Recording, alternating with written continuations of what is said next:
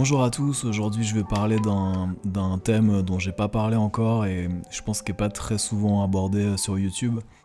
C'est les lectures de portfolio. Alors en quoi ça consiste les lectures de portfolio? Tout simplement c'est d'aller montrer son travail à des professionnels de la photographie ou de l'image, de l'art ou de la presse, ou voilà, il y a des profils un peu différents. Souvent, c'est dans le cadre de festivals, par exemple, de la photo ou d'événements, où il y a plein de gens qui gravitent autour de la photo, qui sont présents pour cet événement.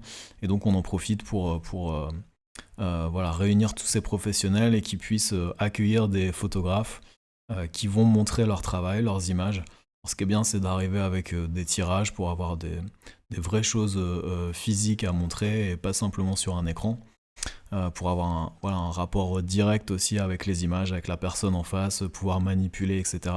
Donc moi j'en ai fait récemment là, à Deauville, au festival Planche Contact à Deauville. Je suis allé voir les expos, je suis allé au vernissage et tout, et le lendemain et le surlendemain il y avait des lectures avec plein de professionnels de la photographie qui étaient là. Alors ce qui est super intéressant, comme je disais, c'est qu'il y a des gens, un peu tous les profils, il y a des gens de un peu tous les corps de métier autour de la photographie, et on va pouvoir avoir des regards vraiment super différents sur notre travail.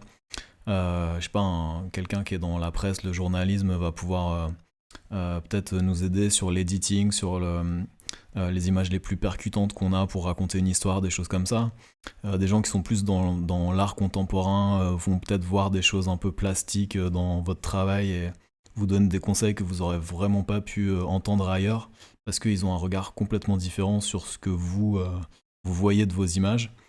Euh, il peut y avoir des photographes qui peuvent aussi vous donner des conseils sur la technique, des choses comme ça, s'il y a des choses qui pêchent. Et ce qui est intéressant aussi, c'est qu'à la fois, c'est un truc pour récolter des conseils et essayer d'y voir plus clair dans son travail, dans ses séries, comment continuer, etc.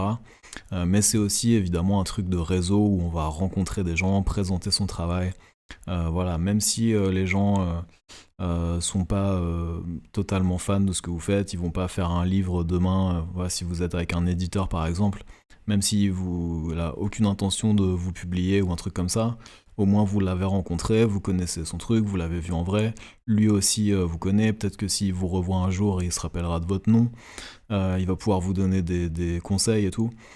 Donc je pense que c'est ce qu'on se disait avec les gens avec qui j'ai fait ça, parce que forcément ça met un peu toujours la pression avant d'y aller. On se demande ce qu'on va raconter et tout.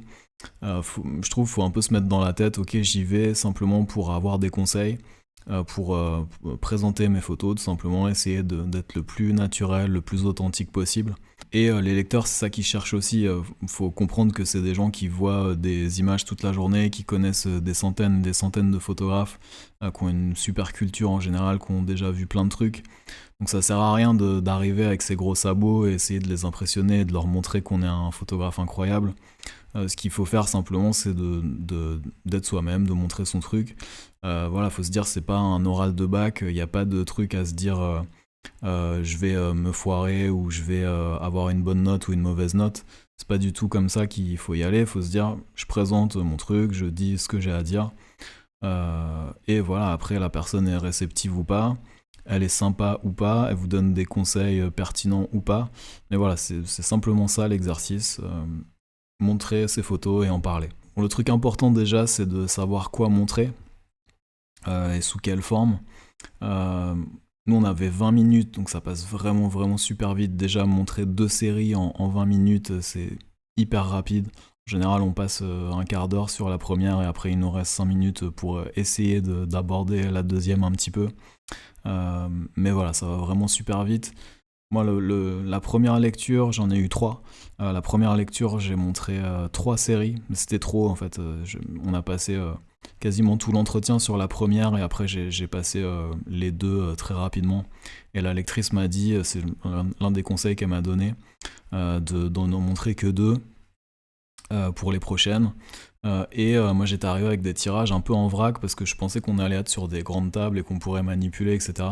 Et en fait, en 20 minutes, on n'a pas le temps de faire une session d'editing comme on pourrait faire si on avait du temps. Donc, il faut aller en fait droit au but. Et elle m'a dit plutôt mets ça dans un book pour pouvoir avoir un petit séquençage et que le lecteur il voit plus clair tout de suite en fait, que ce soit plus facile, plus lisible.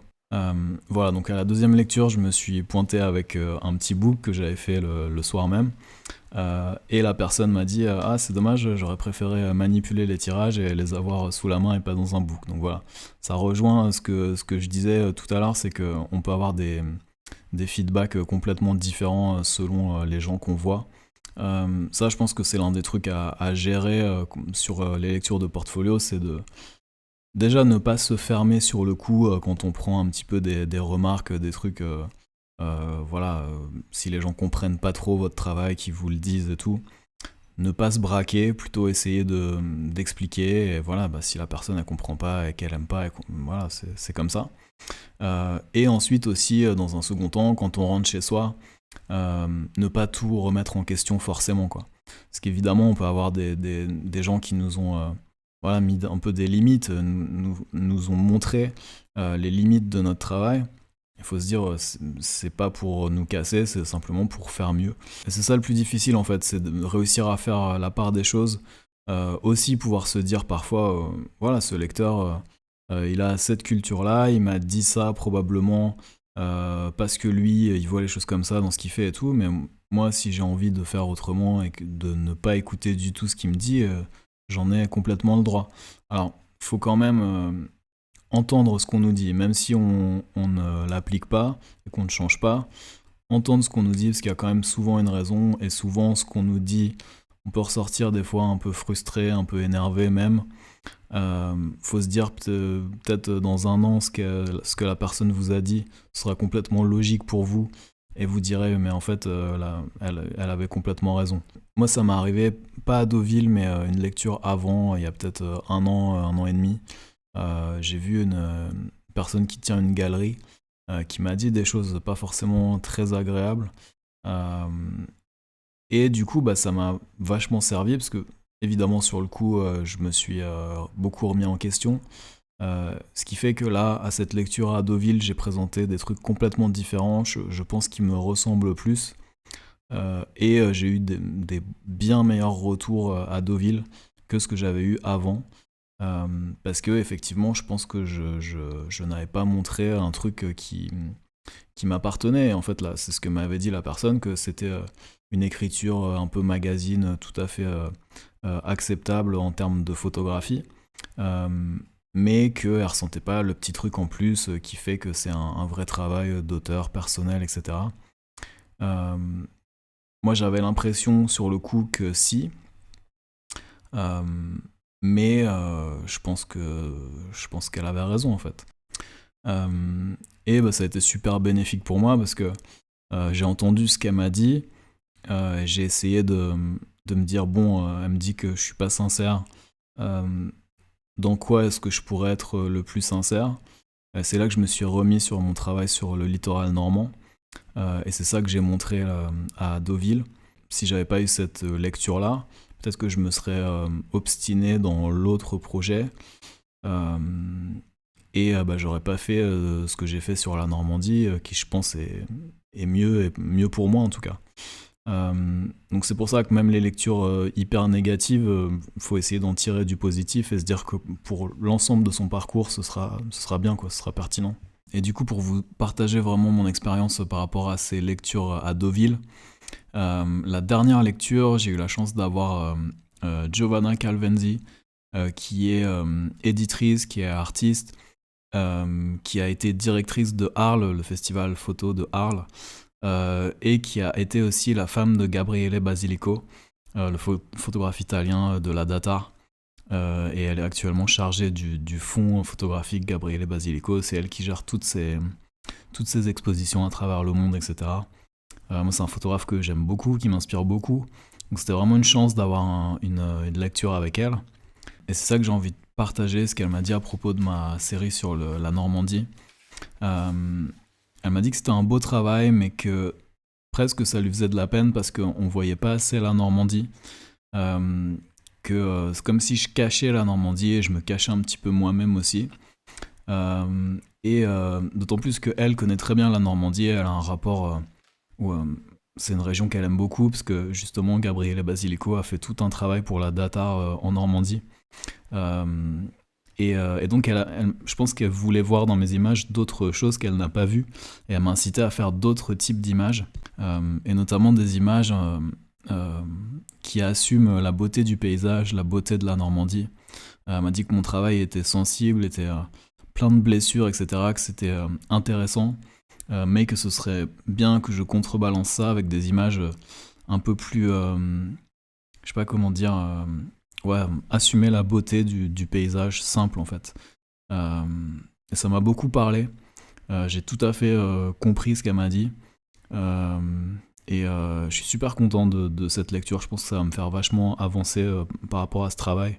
Donc voilà, elle m'a vraiment incité à continuer cette série sur le long terme, autant de temps que ce dont j'avais besoin. Et elle a terminé en me disant qu'elle serait très curieuse de connaître la fin de cette histoire. Donc j'ai pris ça pour un vrai compliment et ça me pousse à essayer d'enrichir la série et de faire un truc super quoi. Voilà pour cette lecture. Et juste ce qui est marrant, c'est que j'ai montré 2 projets. Du coup, j'ai d'abord montré le Brésil. J'ai emmené mon petit bouquin sur le Brésil. Et ensuite, j'ai montré mon travail sur la Normandie. Et donc, elle a regardé d'abord le Brésil. Elle a rien dit. Poker face, elle a regardé tout le livre jusqu'au bout en étant attentive et tout. Elle m'a dit l'autre travail. Donc, j'ai montré mon petit book avec mes images de la Normandie. Elle a regardé, on a parlé de la Normandie. Et à la toute fin, elle a posé sa main sur mon bouquin du Brésil. Elle m'a dit mais là, il n'y a rien. Et elle m'a remontré la Normandie. Elle m'a dit là, c'est plus difficile. Là, vous parlez de vous. Je pense qu'elle trouvait ça beaucoup plus intéressant. Mais dans le genre punchline qui fait très mal, qu'il faut s'attendre à prendre, c'est quand même poser sa main sur mon bouquin qui est important pour moi, qui est le premier travail photographique que j'ai fait en sortant de mon école photo et tout. Elle m'a dit là, il n'y a rien. Voilà. Mais je pense que c'était pour me dire que ma voix était plutôt sur l'autre travail, quoi. Et ça fait quelques années que je cherche justement quel photographe je suis. Je pense que j'ai un début de réponse sur cette lecture. Donc ce qui est important, c'est vraiment de pas tout prendre au pied de la lettre, de garder confiance en ce que vous faites, et plutôt vous focaliser sur les bons échanges que vous avez eus, même en tant que échange humain, quoi, où la personne était bien là avec vous, apportait de l'intérêt à votre travail, et vous avez senti qu'elle vous donnait des conseils, pas juste pour meubler les 20 minutes, mais pour vraiment vous faire avancer. Et c'est là où c'est le plus enrichissant, c'est quand la personne est sensible à ce que vous faites, et en plus, plutôt que de vous dire juste c'est bien, continuez, va déceler dans votre travail des petits trucs qui vont peut-être vous ouvrir d'autres voies, vous mettre sur d'autres pistes. Ouais, voilà, une personne qui a plus d'expérience que vous, qui a vu des centaines de travaux et qui va vous dire là, je comprends ce que vous faites, mais peut-être dans votre travail il manque ça. Et si vous l'entendez, que ça résonne en vous, c'est génial, quoi. Et moi j'ai ressenti ça et j'ai eu envie de sortir et d'aller faire des photos le lendemain. Et ça m'a donné des leçons aussi par rapport au mentorat que je fais. À ma petite échelle, je fais des lectures comme ça aussi. Alors c'est un peu différent parce que c'est entre photographes, donc c'est un peu plus horizontal et plus une relation sur le long terme. Mais ce que ça m'a appris en fait, c'est que je voyais les gens sortir là, des lectures là, à Deauville, et même si les gens s'étaient pris des remarques vraiment pas cool et tout, s'étaient fait un peu bousculer, ils ressortaient super motivés en ayant compris des choses sur leur travail et tout. Et ce que j'ai remarqué, c'est que les lecteurs pros comme ça, le truc c'est qu'ils baissent jamais leur niveau d'exigence. Ce qu'ils veulent, c'est voir des travaux excellents. Ils savent ce que c'est qu'un travail excellent. Et si le travail est moyen, ils vont pas s'adapter à la personne et dire bon bah elle a quand même bien bossé parce que elle en est à tel endroit de son parcours et tout. Elle va juste vous dire c'est moyen parce que ça. Et je pense que c'est bien, quoi, parce que quel que soit où on en est, c'est bien de se rendre compte et d'avoir conscience de ce que c'est qu'un travail excellent et que peut-être on est encore loin du compte et que si on veut aboutir à ça, il va falloir travailler, quoi. Donc je suis sorti de là et j'ai envoyé un petit message à mes élèves du mentorat en leur disant que j'allais être plus dur avec eux pour leur bien. Donc si je dois finir avec quelques conseils, comme je vous disais, bien réfléchir à ce que vous allez montrer. essayez de montrer les trucs qui sont vraiment les plus importants pour vous. Quelle forme vous donnez à tout ça? Est-ce que vous arrivez avec des tirages, un book et tout? Je pense que le mieux c'est quand même d'arriver avec un book ou moi, en fait mon truc c'est un lutin, bah, je vais vous le mettre dans la vidéo. Simplement un lutin avec des pochettes plastiques et je mets mes photos dedans et voilà, c'est tout simple, mais voilà, au moins on peut tourner ça comme un bouquin et se faire un petit peu l'histoire rapidement en tant que lecteur. Voilà, pas oublier de vous présenter aussi si vous avez des choses importantes à dire sur vous, sur votre parcours et qui vont pouvoir résonner par rapport au travail que vous montrez. Des fois c'est important, donc ne pas oublier de se présenter, de parler un petit peu de soi. Voilà, pour que la personne comprenne pourquoi vous faites ce type de projet, etc. Être vous-même, ne pas se braquer à la première remarque, bien écouter ce qu'on vous dit, éventuellement prendre quelques notes. Voilà, se montrer courtois, intéressé, même si vous êtes complètement pas d'accord avec ce que la personne vous dit, vous écoutez, vous essayez de comprendre vraiment pourquoi elle vous dit ça, de comprendre vraiment ce qu'elle pense au fond d'elle. Et voilà, même si vous l'écoutez pas, ça peut vous servir. Bah, ne pas hésiter à le faire en fait. S'il y a des lectures près de chez vous, ou même à Paris, et que vous êtes obligé de bouger pour y aller, vraiment c'est une super expérience, faites-le. Et moi, pour vous dire, je voulais pas y aller en fait. Je pense que j'aurais été tout seul, j'y serais pas allé. Bah, je connaissais des gens qui y allaient, donc je me suis dit, allez, quand même, je vais faire l'effort, je vais m'inscrire.